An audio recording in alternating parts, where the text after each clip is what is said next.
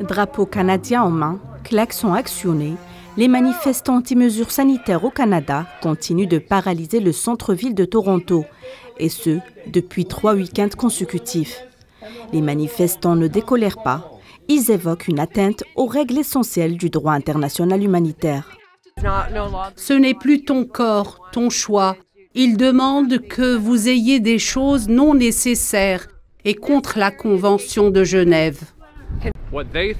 Ce qu'ils considèrent comme une tyrannie n'effleure même pas la surface de ce que les gouvernements du monde entier et du passé ont fait.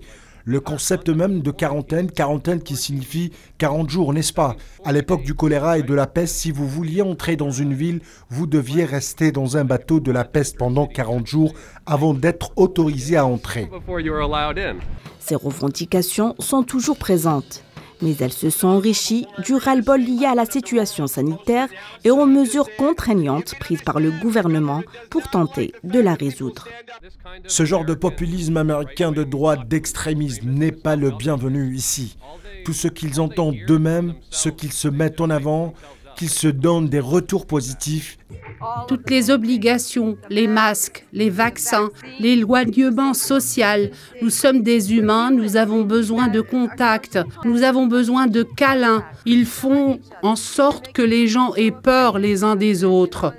Évacuation à l'arrêt, le pont de l'Ambassador Bridge, l'axe frontalier majeur avec les États-Unis, reste bloqué par les manifestants opposés aux mesures sanitaires.